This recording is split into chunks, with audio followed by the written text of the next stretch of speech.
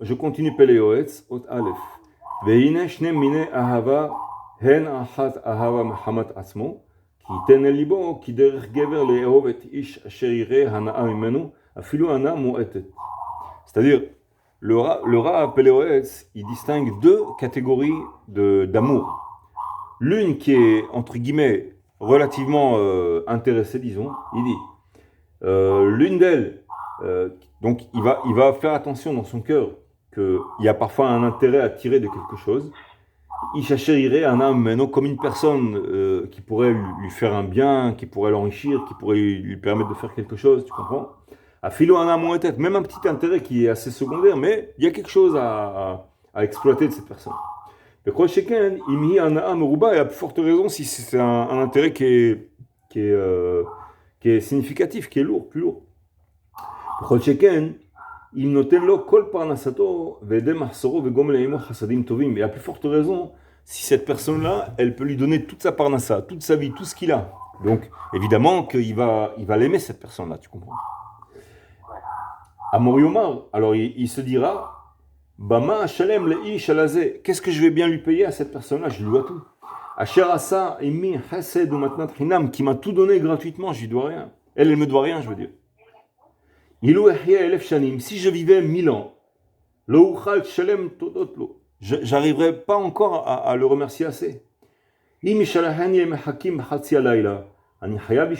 Si en plein milieu de la nuit il me réveillait et me disait je t'en prie, il m'enverrait n'importe où, je serais obligé comment dirais-je, d'écouter sa voix, d'obéir à ce qu'il me demande. Je peux pas, je m'imagine pas en train de lui refuser quoi que ce soit. Pourquoi je lui dois tellement de choses?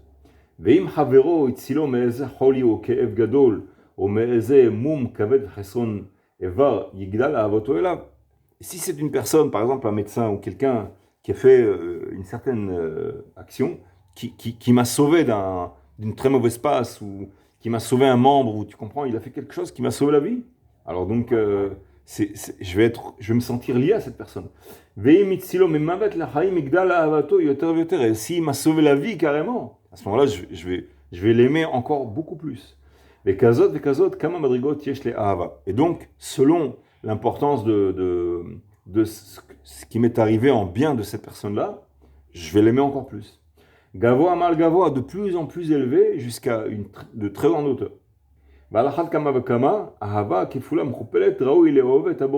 Et donc, à plus forte raison, avec un grand a posteriori, sur Akadosh Baruch Hu, que lui nous a tout donné, il nous a créé, il a créé notre identité, notre vie, tout ce qu'on a, absolument tout. Asher kol hatovot shebaolam, tous les biens du monde qui existent, c'est lui qui nous a donné, qui a créé, qui nous a donné. Hen habaot bidei shamayim, hen habaot bidei adam, aussi bien les bonnes choses qui se sont trouvées devant nous sur notre chemin et qui viennent du ciel, que les choses qui ont été envoyées par de bons envoyés, par les gens qui nous ont fait du bien aussi.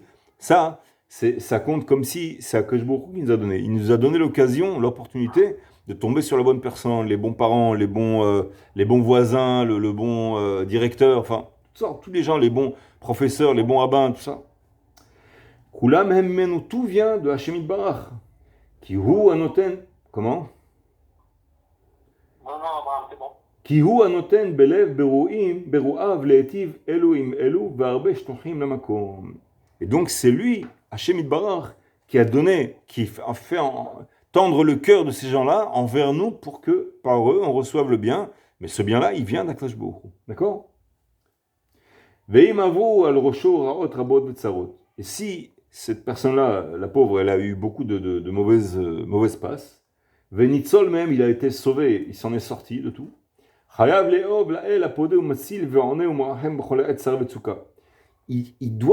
Il a une redevance d'aimer Hashem Yitbarach qu'il a sorti de toutes les détresses, toutes les mauvaises passes. Et donc, non seulement les mauvaises choses, les choses négatives qui lui ont été déblayées de son chemin, mais à plus forte raison les choses positives, tu comprends? Les choses positives, on lui a donné la santé, la richesse, le savoir, la chokhma, une bonne communauté, enfin toutes les choses positives qui l'entourent, qui auraient pu aussi ne pas, c'est pas évident, c'est pas gratuit. She'eno lo ra'a ra'a v'nitzol min ha'ra'ot Amotadot lavo alav, ou mitrakshot lavo barola, mais tous les mots qui soupçonnent même pas, tu comprends? Un jour, le Rav Moussafi raconte qu'un médecin pathologique, il lui a raconté que, je sais pas, quelque chose comme le tiers des gens qui analysent leur corps, ils trouvent parfois même des cancers dedans, toutes sortes de maladies dedans, et les gens, ils ne savaient même pas qu'ils avaient cette maladie-là. Et donc, il arrive à la conclusion que souvent les gens, ils ont des maladies qui guérissent toutes seules, ils ne savaient même pas qu'ils avaient cette maladie. Chez Nimtsa, chez Gavar Alav Hasdo Idbarach, et donc il s'avère que Hachem nous a fait beaucoup de bien, même qu'on s'en soit rendu compte. Al-Ze Amrou, et sur ça, ce passage qui dit dans Dvarim, Kol Aneshama Ta'alelia, toute notre âme, elle va bénir Hachem Idbarach. Dvarim Rabba, dans le Midrash Dvarim Rabba. Sha'al Kol Nishima Chayav Lehalel, sur chaque respiration qu'on respire, on a un devoir de les shaber HaKadosh Baruch Hu, de complimenter, de louer HaKadosh Baruch Hu. Ve'yomar na Israël bamen akadem Hashem kaf le'Elohim arom. C'est un pasuk qui dit comment je pourrais devancer, qu'est-ce que je pourrais faire pour te faire plaisir Hashem, tu comprends? Qu'est-ce que je vais te donner, ma vie, le pasuk même continue après, il dit mon fils aîné, tout, il veut tout donner. Pourquoi? Parce qu'il prend en conscience tout d'un coup l'infinité de la redevance qu'il a envers Akash Baruch Hu. Asher Gamal Eimanu Tovot Aden Haker Ve'aden Mispar, qui nous a fait tant de bien à l'infini. Au Beheyotenu, on me dit Isim Lefanav, Lo Kahatanu Asalanu Velo Karatanu Gamal Alenu. Et même qu'on a fait des fautes, on a des transgressions envers lui, on l'a mis en colère, etc., il ne nous a pas du tout rendu la monnaie de la pièce, il ne nous a pas rendu l'appareil en fonction du mal que nous, on a fait envers lui. C'est ce qu'on a vu dans le Thomas de Vorah au début. Melech Halouv, les anges, il appelle Melech Halouv, qu'il est très très patient. Et qui n'abandonne jamais ce qu'on dit dans Nishmat Kol Chai, toutes ces phrases-là, ces belles phrases qui viennent exprimer la redevance qu'on a, le remerciement qu'on a envers Hachem. Et si notre bouche, par exemple, ce que dit Nishmat Kol Chai, était pleine de louanges, comme la mer, tout ce qu'il dit Nishmat Kol Chai, quand on a faim, tu nous as donné à manger, tu nous as rassasiés. Et quand on était pauvre, tu nous as, envoyé ton abondance, tu nous as sauvés de l'épée, des tueurs. Et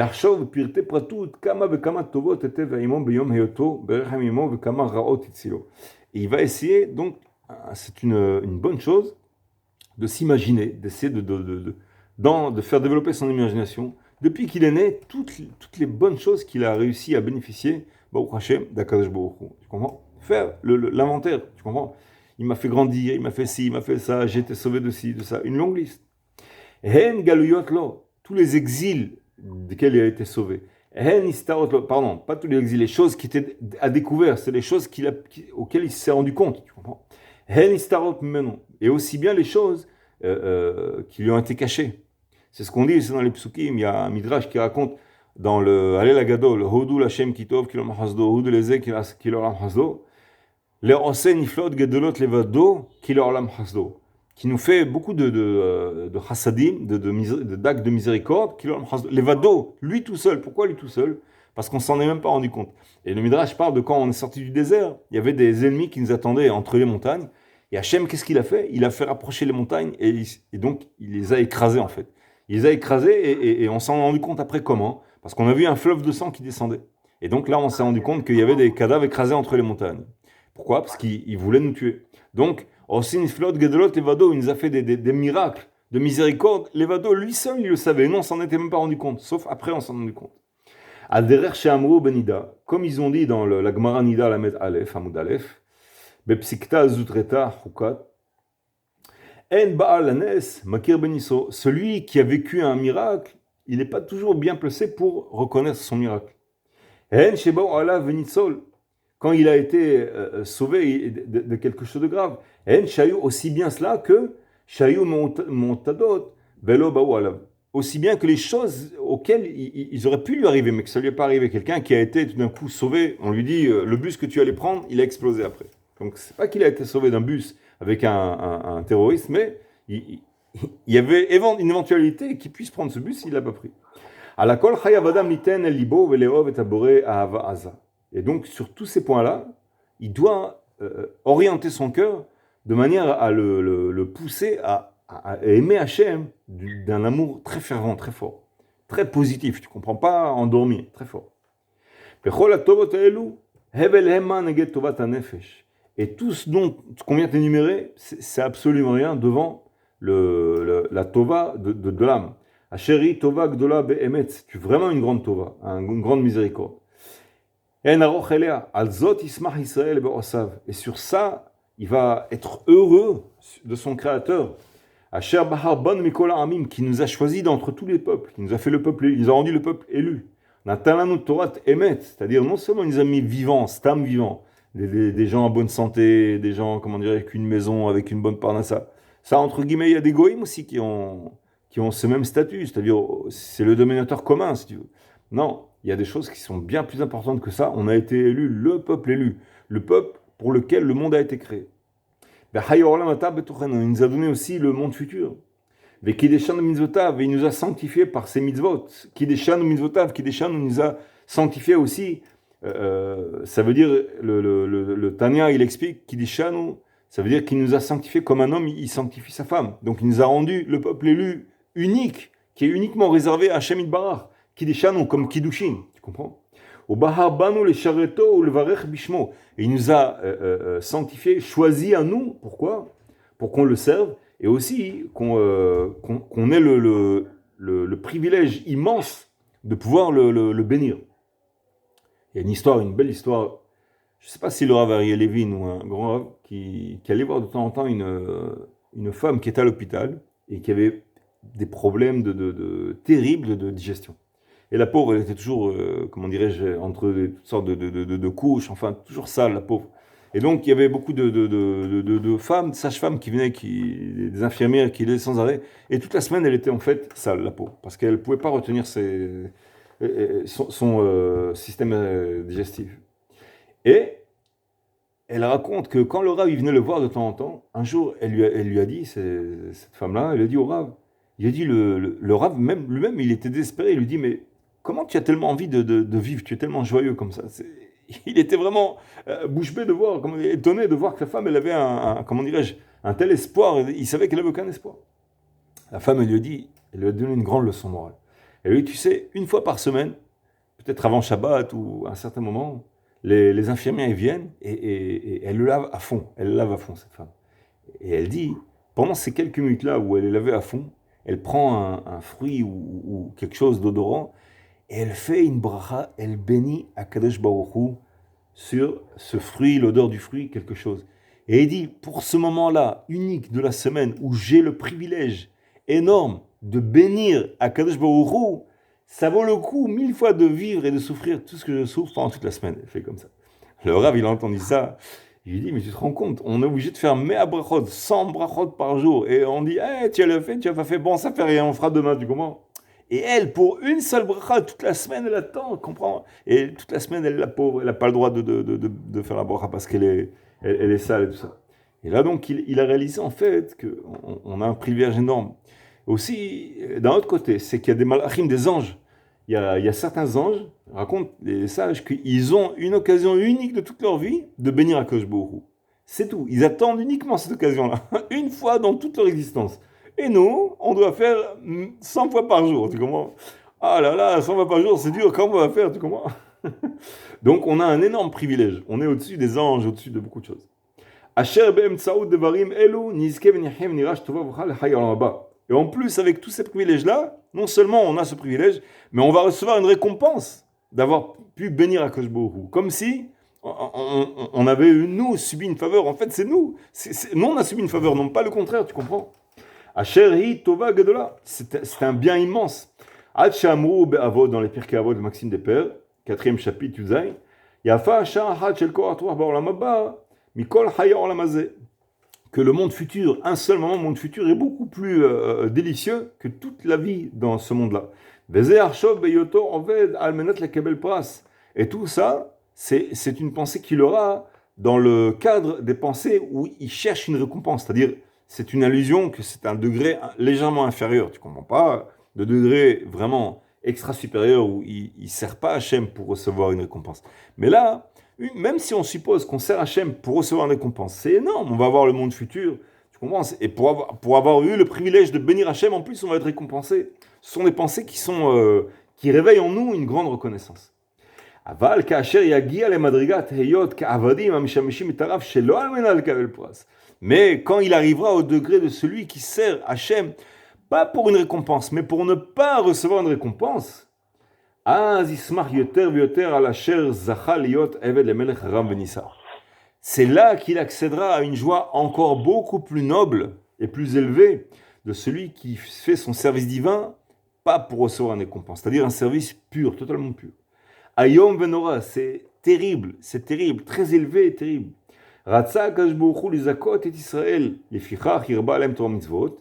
Hashem Yitbarach, il a voulu multiplier nos mérites, et donc c'est pour ça qu'il a multiplié nos mitzvot, ce qui est écrit dans Makot Gimel Taz. Hafez ba'avato imeyotenu adam lahevel dama. Et bien qu'on soit des créatures qui, comment dirais-je, qui ne valent pas grand-chose en soi, tu comprends? Pourtant, il a envie, il aime notre amour à nous, il désire profondément notre amour à nous, envers lui.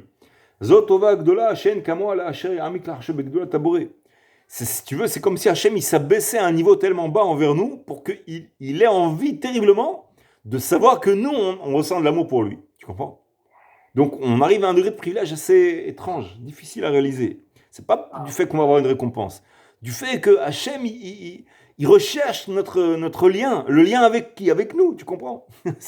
Tu vas voir quelqu'un de très important, et tu te rends compte qu'il a un kiff d'être avec toi. Tu te dis, waouh, c'est le super compliment, meilleur compliment que ça, c'est pas possible, tu comprends? Imagine le plus grand rave. Tu vois, il te repère, il te dit, hé, donc comment tu t'appelles toi comme ça? Il te dit, viens, monte dans la voiture, viens, et comme ça. Tu dis, mais qu'est-ce qu'il veut? Mais il m'aime bien, comment ça se fait, tu comprends? Alors, Hachem Yitbarach, il a très envie on est très cher pour lui, à ce point-là, au point où il désire un rapport avec nous, tu comprends? Ou knegdo bishiflut adam. Mitorkach yakir vieda. Et donc, en se recueillant sur toutes ces idées-là, qu'il sache, ki tova gdola hi shebahar banu vekirevanu la'avodato. Et donc, c'est une grande faveur, un très très grand privilège qu'Hachem nous a choisi à nous. Il désire ce lien qu'on a entre lui et nous. On est très cher pour lui. Ad ki be'emet amru sham.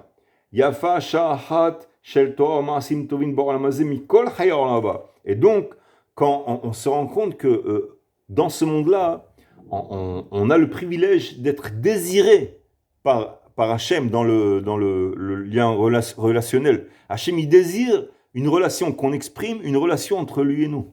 C'est son désir, tu comprends?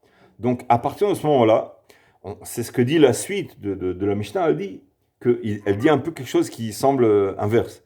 C'est que un seul moment dans ce monde-ci, ça vaut beaucoup plus que tout le monde futur, tu comprends? Au niveau de la notion de la valeur. Étant donné qu'un seul moment dans ce monde-là, où on développe une relation préférentielle avec Hachem Yitbarach, ça a une valeur infinie, beaucoup plus que toute la récompense d'en bas. Et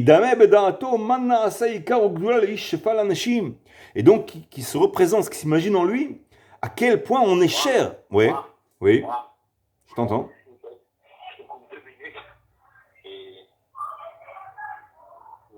C'est fantastique tout ce qu'il dit, mais tu sais que, je te l'ai dit, mais une fois peut-être, je me répète, mais l'homme, s'il avait une comparaison avec par exemple le monde, par exemple, le monde du Olam Haba, etc., et tu vois que ce qui fait ici dans le monde ici, c'est vraiment important, quoi. Pour ce monde futur. Oui, mais à ce moment-là, mais le problème c'est que nous on vit dans ce monde-là. On n'a pas de système de comparaison, tu comprends? Et donc tout ça c'est très bien, mais j'adhère énormément, mais c'est beau, c'est magnifique, mais c'est intouchable. Et non, c'est pas que c'est intouchable, c'est disons que c'est peut-être, non, tu sais, moi regarde, je vais pas épiloguer, mais par exemple, ces moments-là que tu dis, etc. Comment arriver à ressentir ça, quoi, illustrer tout ça, si tu veux le sentir? Non, surtout au niveau de tous les jours, quoi, parce que pas, c'est très difficile. C'est pas une question de pas vouloir aller vers ce but. C'est pas ça que je veux dire. Tu me rappelles un midrash.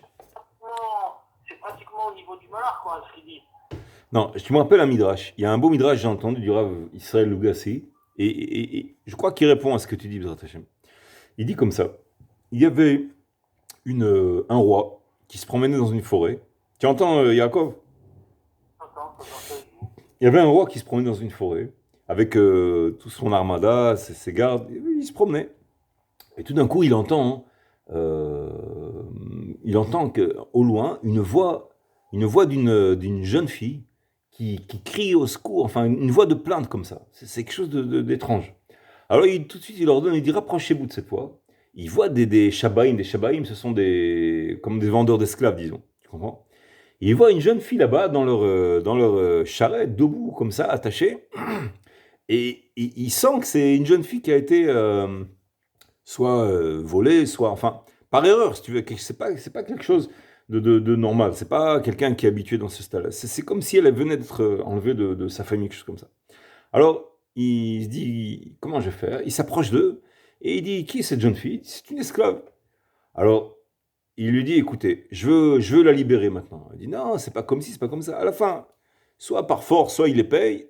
Il dit, bon, j'ordonne, je veux cette esclave-là. Et donc, il la libère. Il la prend dans son palais. Il a de bonnes intentions. Il a eu pitié, c'est tout.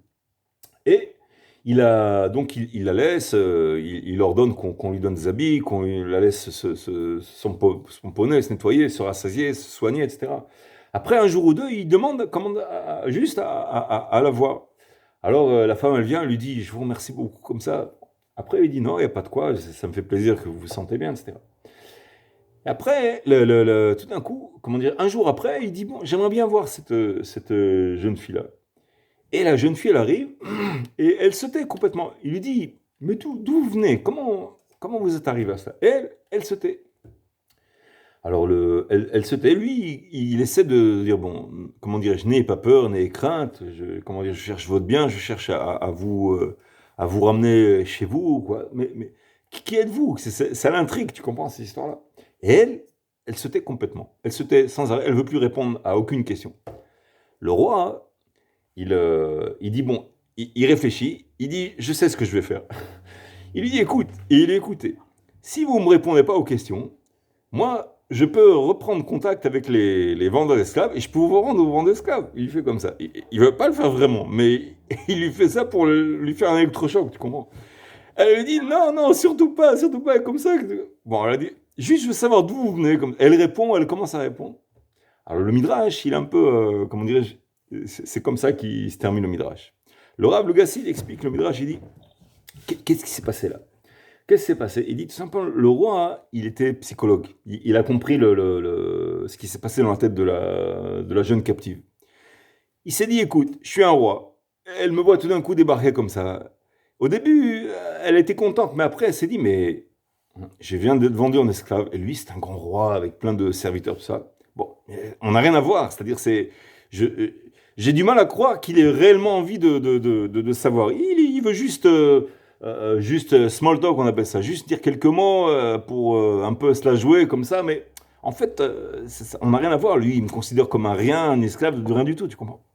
Et le roi, il se disait, je sais ce qu'elle pense de moi.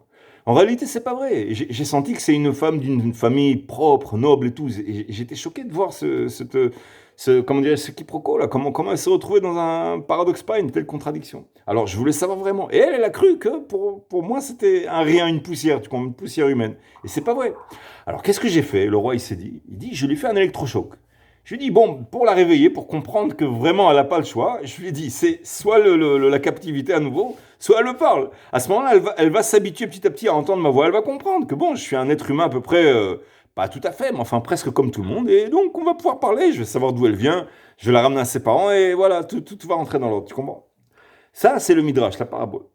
Le Rav Lugassi, il dit, ça correspond à Am Israël, quand on était on est parti d'Égypte, et Hachem, comment dirais-je, il voulait qu'on lui demande, justement, qu'on lui prie à lui, tu comprends? Et Am Israël, il priait pas. Il priait pas. Alors Hachem Yitbarach, qu'est-ce qu'il a fait? Il a ramené les Égyptiens comment dire, à la mer Rouge, qui sont revenus pour nous reprendre. Et à ce moment-là, les Juifs, ils ont crié, non, Hachem Yitbarach, sauve-nous, sauve-nous, sauve-nous, tu comprends? Et le Midrash, il dit que pourquoi les Bnei Israël, ils priaient pas envers Hachem, ils parlaient pas à Hachem Yitbarach, parce qu'on était sûr que par rapport à Hachem Yitbarach, on est des esclaves, qu'on vaut rien du tout, qu'on n'a absolument aucune valeur, une poussière humaine de rien du tout, tu comprends? Et il disait, mais c'est quoi cette histoire? On a été libérés, tout ça, mais c'est pas possible que Hachem, il désire notre compagnie à nous. On est des esclaves à peine, on vaut rien du tout, on doit jeter nos enfants dans le fleuve. Qu'est-ce qu'on vaut? Rien du tout. Ils en croyaient pas, ils ne croyaient pas leurs yeux ni leurs oreilles, c'est pas possible. Qu'est-ce qu'il a fait Hachem? Il a dit, bon, j'ai compris le problème. Je sais qu'ils n'arrivent pas à comprendre à quel point je désire la relation préférentielle, personnelle entre eux et moi, comme si on était la même famille, tu comprends? Mais eux, ils comprennent pas ça. Je vais leur faire un électrochoc pour qu'ils comprennent que, comment dirais-je, je suis là, c'est soit moi, soit eux. Voilà, ils n'ont pas le choix, il n'y a plus entre les deux chaises. Et à ce moment-là, il a fait revenir les Égyptiens. Et là, les Bnei Israël, Hachem, sauve-nous, sauve-nous. Et après, on a dit Shiratayam, mais il y a eu si tu veux, l'iceberg qui a commencé à fondre, tu comprends?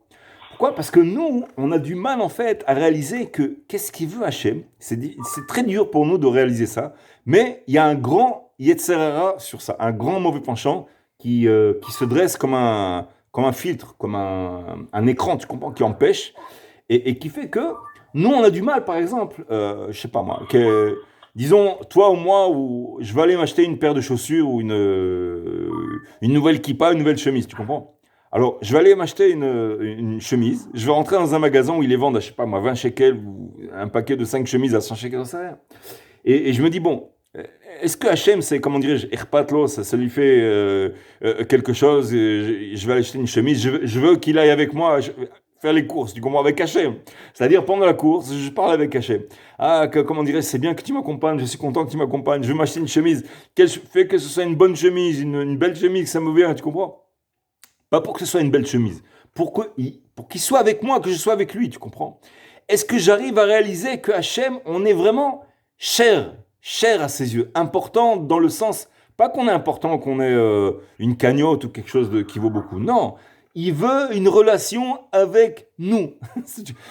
Ça lui plaît qu'on soit avec lui, qu'on pense à lui, pas qu'il est seul. Il aime notre relation préférentielle, personnelle entre lui et nous. Il aime ça. Néhéné, il a une jouissance de ça, tu comprends? Donc, quand on parle avec Hachem d'une façon courante, d'une façon avec respect quand même, hein, attention, ça ne veut pas dire on lui parle comme si c'était le vendeur de la macolette, tu comprends? Mais on lui parle avec une façon, une certaine routine. C'est-à-dire, pour les petites choses, tu comprends? Tu veux, je sais pas moi, tu veux prendre une bonne douche, Hachem, j'espère que je t'en prie, fais que j'ai une bonne douche chaude. Ça va bien me revigorer. Tu comprends? Après, tu te fais un bon thé. Hachem, fais que le thé, il soit un très bon goût. Tu comprends? Un très bon goût. Comme ça, je vais bien pouvoir étudier ta Torah. Après, fais que ça rentre bien dans ma tête et je comprenne bien ta Torah. Fais que je m'endorme bien. Tu comprends? Sois avec moi, garde-moi bien pendant que je dors. Tu comprends? Pas pour qu'il me garde bien. Pour qu'on soit ensemble. Tu comprends? C'est ça le switch entre faire des choses pour avoir une récompense, entre guillemets, il y a une certaine ressemblance avec ça, et entre le fait uniquement d'être avec Hachem. C'est-à-dire, pourquoi on fait une mitzvah? Pour qu'on soit avec Hachem. Pourquoi tu étudies la Torah? Pour être avec Hachem. Tu comprends? Pourquoi je voudrais étudier la Torah? Parce que c'est la Torah d'Hachem, donc il n'y a pas plus proche d'Hachem que un juif qui étudie la Torah d'Hachem. C'est la Chochma d'Hachem, il dit le Baal HaTanya. C'est comme si la Neshama du juif, quand il étudie la Torah, le Tanya, il dit, c'est comme si elle était complètement unie avec Hachem plus que les mitzvot. C'est-à-dire au niveau mamash, kimat, presque, je ne veux pas dire égaux, mais le plus proche possible, le plus intime possible, si on peut s'exprimer ainsi. Et donc, dans ce fait-là, celui qui arrive petit à petit à s'habituer, à penser à ça, il se dit, mais qu'il y ait une récompense ou pas, qu'est-ce que ça peut me faire? Tu comprends? C'est pas du tout le sujet, c'est hors sujet, tu comprends? On va finir par une petite histoire avec le Baal Shem Tov. Le Baal Shem Tov, il va nous illustrer cette notion-là, parce que ta question, elle est forte. Bon, mais il faut essayer peut-être en plusieurs fois, on reviendra sur ça, bien sûr. Le Baal Shem Tov, une fois, il était très jeune, il était assez jeune, pas très connu, et il était pauvre aussi. Et il y avait un juif assez aisé qui avait l'habitude d'aller chez son rave. Un rave, grand rave qui s'appelle Rabbi Pinchas, un très grand rave. J'ai oublié son nom de famille, un rave très connu. Et ce rave, quand il allait le voir, il passait la fête chez lui, le juif en question. Il passait la fête, c'est-à-dire il même passait Chol HaMoed, il revenait une semaine après chez sa femme. Et sa femme, comme ils n'avaient pas d'enfant, alors elle s'ennuyait, le pauvre à la maison, elle est toute seule, elle n'a même pas d'enfant avec elle. Elle lui dit, écoute, demande au Rav qu'il te bénisse, qu'on ait des enfants. Parce que je ne vais pas pouvoir rester comme ça sans arrêt. Chaque fête, c'était un enterrement pour elle, tu comprends, elle est toute seule. Alors, elle lui dit, écoute, c'est très simple. À chaque fois que je te demande ça, tu reviens jamais avec une confirmation, mais demande au Rav qu'il nous fasse une bonne bracha, qu'on ait un enfant. Alors le juif en question, bon, il a compris que c'est ça ou rien, donc il est obligé de revenir avec une bracha. Il va voir le Rav, et il fait la queue, et quand il arrive à son tour, il parle avec le Rav il est content de le voir, et il lui dit une fois, il dit, je t'en prie, fais une bracha, fais-moi une bracha pour que j'ai des enfants. Et le Rav, il s'esquive, il ne répond pas. Alors, il se dit, bon, s'il ne me répond pas, je vais être obligé de lui dire à ma femme qu'il n'y a pas de bracha, je ne pourrai plus revenir ici. Alors il insiste encore plus. Et deuxième fois, le Rav aussi s'esquive encore. Après, il insiste. À la fin, le Rav, il s'énerve. Il dit, écoute, puisque tu m'as dit ainsi, moi, je te dis que tu n'auras pas d'enfant. Voilà, tu n'auras plus d'enfant. Comme ça, tu es tranquille. Oh, il entend ça, il se dit, ouais, oh, il veut. Maintenant, il a compris que c'est la dernière fois qu'il sera ici, parce que sa femme, elle est toute seule. Il veut dire que le Rav, il lui a donné presque, il lui a promis qu'il n'y aura pas d'enfant, c'est cuit, tu comprends? Il rentre chez lui, et il se dit, bon, voilà, c'est terminé, il reviendra, il pourra plus revenir. Et donc, le soir de Pessah, il est tout seul avec sa femme, il va à la synagogue, et il remarque un juif qui reste à la synagogue, tout le monde rentre chez eux, il voit que le juif, il ouvre un livre, il commence à étudier dans la synagogue. Il se dit, mais un juif qui reste à la synagogue à étudier le soir de Pessah, ça veut dire beaucoup, ça. Ça veut dire qu'il n'a rien à manger, enfin bon, ça va pas du tout. Alors il se dit, écoute, de toute façon, on est tout seul. Et il va le voir, il lui dit, écoute, je t'en prie, fais-moi une faveur. Qu'est-ce que tu veux? Il dit, viens passer la fête chez moi. Alors le jeune lui dit, écoute, je voudrais bien, merci beaucoup, mais je peux pas. Il dit, pourquoi tu peux pas? Il dit, je suis tout seul avec ma femme. Alors il lui dit, je peux pas parce que moi aussi j'ai une femme et je peux pas la laisser toute seule. Il dit, c'est ça le problème, amène ta femme aussi, amène qui tu veux, mais viens chez nous. Alors le dit, c'est sûr, bon. Alors il dit, bon, je t'accompagne, il va avec lui, ils vont chercher la femme du jeune juif. Et ce juif-là, qui c'était? C'était le Baal Shem Tov, Rabbi Israël Baal Shem Tov, tout simplement, ni plus ni moins. Il rentre chez sa femme, et effectivement, il n'y avait pas de matzot, ni rien du tout. Ils vont chez le juif en question, et ils passent une soirée, Baruch Hashem, extraordinaire, très agréable, une bonne ambiance, puis bien avec l'abondance, tout, des livrets de Torah, enfin. Très bonne soirée, Baruch Hashem. Très bon seder. Et à la fin, le Baal Shem Tov, il est tellement content, tellement reconnaissant, il lui dit, je t'en prie, dis-moi, si tu veux quelque chose, je te bénis de tout mon cœur. Et il ne sait pas que c'est le Baal Shem Tov, tu comprends? Alors il dit, écoute, c'est pas la peine. Et il lui allusionne qu'il veut quelque chose, mais il lui dit, c'est pas la peine. Pourquoi? Parce qu'il veut des enfants. Alors le Baal Shem Tov lui dit, mais dis-moi ce que tu veux. Et il dit, écoute, c'est pas la peine, il y a aucune chance. Alors il dit, dis-moi qu'est-ce que c'est? À la fin, il le cuisine, à la fin il lui dit, écoute, il lui raconte l'histoire avec son rave, qu'il a demandé des enfants, et il a promis qu'il n'aura pas d'enfants, tout ça. Alors il dit, tu vois, c'est même pas la peine. Alors le Baal Shem Tov, il regarde et lui dit, comme ça il t'a dit? Puisqu'il t'a dit comme ça, il dit, moi, je t'assure que dans 1 an, tu auras un garçon. Comme ça, il lui fait. Et le bracha du Baal Shem Tov. Comment? Oh là là là, il entend ça, l'autre, il dit, qu'est-ce que c'est ça? L'un, il lui promet qu'il n'aura pas, l'autre, il promet qu'il aura. Alors, il est un peu mal à l'aise, il ne sait pas ce qui se passe là, il se passe quelque chose. Et là, le Baal Shem Tov, il entend une voix qu'il n'y a que lui qui l'entend, une voix du ciel. Cette voix, elle dit, Rabbi Israël, puisque tu as dit, comme ça, tu as prononcé à l'encontre de ce qu'il a dit à Pinchas, tu n'as plus d'Olam Haba. On te retire ton monde futur. Alors, le Baal Shem Tov, il entend ça, tout seul. Tout seul, il n'y a que lui qui l'entend. Et qu'est-ce qu'il a fait, le Baal Shem Tov, d'après vous? Il a chanté. Pourquoi il a chanté? Parce qu'il a pu faire une mitzvah sans rien. Chazak ou Baruch, Chazak, tu connaissais l'histoire? Non, enfin, Alors, Chazak ou Baruch, tu as Kivanta, tu as dirigé tes pensées vers le MF. Il a sauté de joie, il s'est dit, et personne ne savait pourquoi. Il a dit, j'ai enfin la possibilité de faire des mitzvot Laisse tomber la récompense, il n'y a plus de récompense, voilà. Maintenant, on a réglé le problème de la récompense. Le problème de la récompense, on l'a réglé. Il n'y a plus de récompense. Maintenant, on va faire la mitzvot. Pas pour la récompense. Comme il dit la Mishnah, chez l'Oal Kabel Pras. C'est pas, comment dirais-je, sans penser à la récompense. Mais c'est vraiment pour savoir qu'il n'a pas de récompense. Tu comprends? Alors, il a dit ça, il a ressenti une grande joie. Il s'est dit, au moins, j'ai réglé ce problème. Et là, il a entendu une deuxième voix du ciel qui dit, puisque tu as dit comme ça, que tu vas faire maintenant la mitzvah sans récompense, on te rend la récompense, le monde futur maintenant. Ça lui fait. C'est-à-dire, maintenant il a récupéré, mais si on peut se permettre de dire, apparemment, le fait qu'il ait récupéré après la récompense, la deuxième récompense, c'est plus qu'avant. Parce qu'avant, il essayait de travailler pas pour la récompense. Mais là, il a atteint un niveau où vraiment, il est sûr, il est complètement blindé avec lui-même. Il sait que si ça va pour la récompense, tu comprends? Donc, si tu veux, il y a un niveau où vraiment la récompense, c'est presque gênant, tu comprends? C'est un pot de vin, si tu veux. Bon, on fait pas pour la récompense, d'accord, allez, on fait pas pour la récompense, mais avec un petit clin d'œil, on est quand même content, tu vois, si tu nous donnes une récompense, on dira pas non, tu comprends? Et donc, c'est humain, c'est même bien, parce qu'en fait, bon, bien derrière une prochaine fois, on approfondira ça, c'est l'un des buts de l'existence, c'est qu'Hachem nous donne une récompense. Donc, ça gêne pas réellement, à condition qu'on serve Hachem pas pour la récompense, ça gêne pas réellement. Mais, effectivement, la relation intime, c'est-à-dire ce qu'on a vu dans le Thomas de Vora, l'Isherit Nahalato, si vous vous rappelez, dans le premier chapitre, l'Isherit Nahalato, She'er, c'est sur le langage, sur la racine de la chair. Comme si on était proche d'Hachem Barach, comme un proche de famille, comme si c'est notre père. Vraiment. Donc, à partir de ce moment-là, si on arrive à se rapprocher d'Hachem Barach, d'une façon proche, au sens, entre guillemets, familial du terme, c'est-à-dire le ta'anoug, la jouissance uniquement d'avoir le lien. C'est, comment dirais-je, moi je me rappelle, une fois j'ai entendu l'histoire d'une femme dont sa fille, elle a eu du présent un cancer à la tête, et elle encourage sa fille, elle lui dit, Ishtanu Abba Kazegadol, on a un père tellement immense, tellement grand, et tu t'inquiètes? Ne t'inquiète pas ma fille, elle lui parlait comme ça. Toujours elle avait cette phrase à la bouche.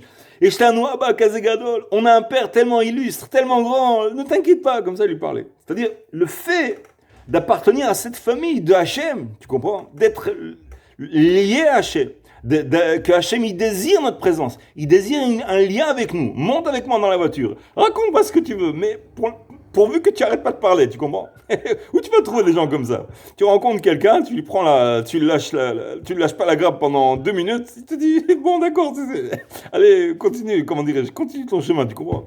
Pas comme ça. Ah j'ai dit parle-moi encore, parle-moi, raconte-moi ce que tu veux sur le repas, parle-moi de ta femme, tes enfants, parle, pourquoi tu t'arrêtes? Tu comprends? Je te languis. tu t'arrêtes de parler, je te languis déjà. Tu comprends? Donc c'est à ce moment-là, quand on arrive à les chaven talev, à orienter le cœur sur cette fréquence-là, entre guillemets, c'est là qu'on commence à, Bezrat Hashem, à toucher quelque chose de beau, d'élevé. Tu comprends? Pas dans le sens où on est ordonné de servir Hashem, pas pour la récompense, mais pour rien, c'est-à-dire on ne comprend pas ce qu'on fait. Mais là, on le fait uniquement pour la relation avec Hashem. Donc, Hashem Bahar Ban, qui nous a choisi à nous. Qu'est-ce qu'il veut de nous? Qu'est-ce qu'il veut? Comme la captive. Mais ce roi, qu'est-ce qu'il veut de moi? Je comprends pas. Je suis une esclave qui vaut rien. Comment dirais-je? Qu'est-ce qu'il va chercher une esclave? Tu comprends? Elle comprend pas. Alors le roi, il a compris. Il dit non, elle n'a pas compris. Je veux vraiment sa compagnie. Pas avec une mauvaise pensée. Il veut juste sa compagnie, savoir quelques minutes ou 1 heure ou 2 la rendre à sa famille. Mais il veut l'entendre. Comment dirais-je? Ça lui était agréable, ce Mahamal, ce statut-là, où tout d'un coup, il sauve une jeune fille pure comme ça. Il veut la sauver, c'est tout. Il a ressenti quelque chose, une compassion, quelque chose. Alors parle, raconte-moi qui tu es. C'est pas parce que j'ai fait appuyer sur un bouton. Ça m'intéresse, tu comprends? Non, c'est pas possible. Ça t'intéresse pas, ma vie. Mais si, raconte du début à la fin. Allez, 2 fois, 3 fois encore. Je t'amènerai encore, tu comprends? De ce côté-là, on a du mal à réaliser ça, que Hachem, il désire énormément notre présence. Tu comprends? C'est dans ce sens-là, c'est Bezrat Hashem. Il faut essayer de, quand on est tout seul dans le lit ou dans la voiture tout seul, il faut penser à ce chose-là, c'est Bezrat Hashem. On va reprendre jeudi si je veux. D'accord, jeudi Bezrat Hashem Biader. Et je te demande de battre ça. Fais que le chiour sur 40 minutes. C'est important.